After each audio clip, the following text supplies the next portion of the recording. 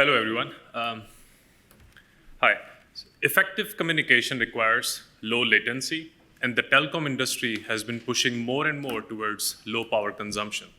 These two constraints alone have driven Ericsson to build its own custom SoC using Ericsson many-core architecture, or what we call it in-house is MCA, which uses hundreds of DSPs and accelerators.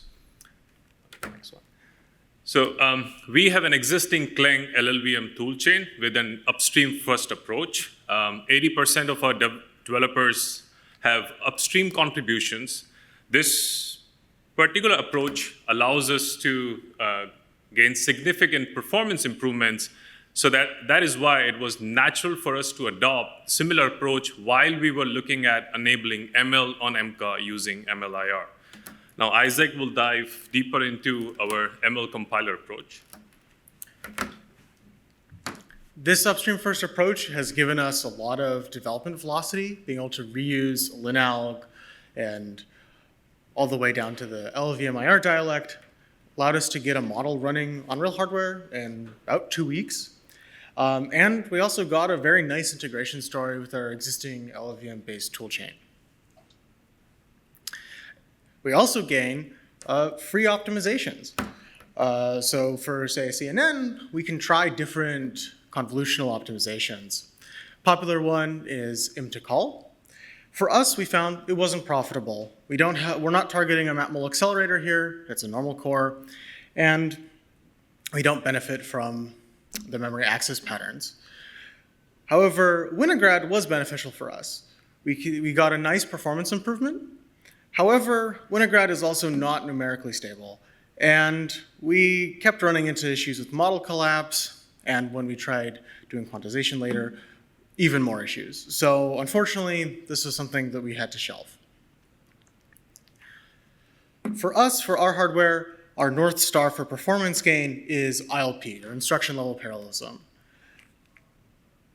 A natural approach for this is trying to pick vectorization.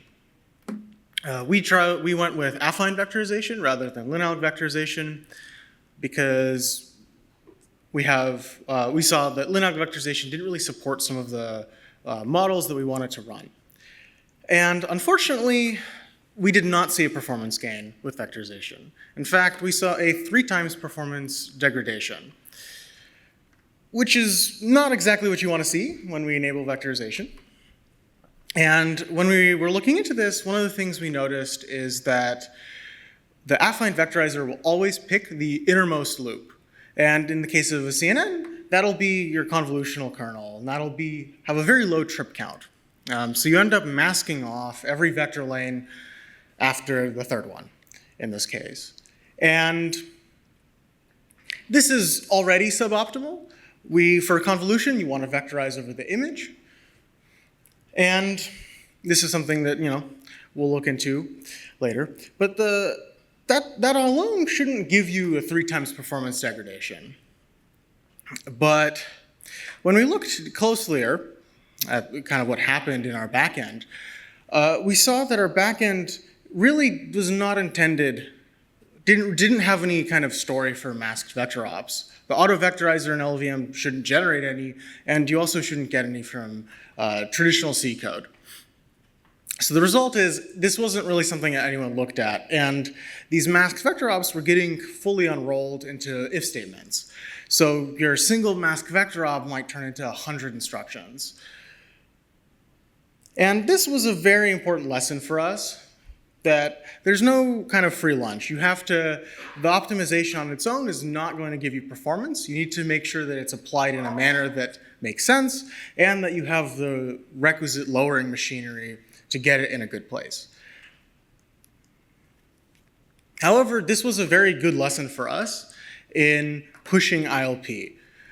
We were able to see that actually fusion was a better driver for ILP for us than trying to use something like vectorization.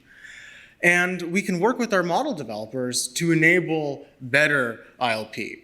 So for example, we can swap to separable convolutions, which enables element-wise linalg element-wise fusion to work much better because you can now it can fuse vertically instead of being trapped by that reduction iterator.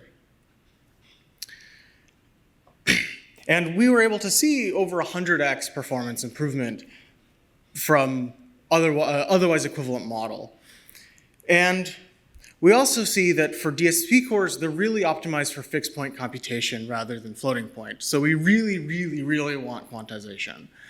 But the best quantization is really, you built that in from the model side. You're aware of what data you're getting in, which is probably quantized in a DSP-focused system, and you're able to use quantization-aware training techniques to maximize your accuracy and performance. And together, we really were able to actually sidestep much of the compiler in terms of performance work just by driving some of these lessons and making these lessons available to our model developers. And kind of next steps-wise, we also see there's a big trend towards really small quantization, like in 4 or below. And these things really don't work well naively on our hardware. Unpacking is a very low ILP, so we end up seeing substantial performance regressions, and it's not a great experience. But we're looking into enabling automatic SWAR, so just doing the computation without unpacking. And yeah.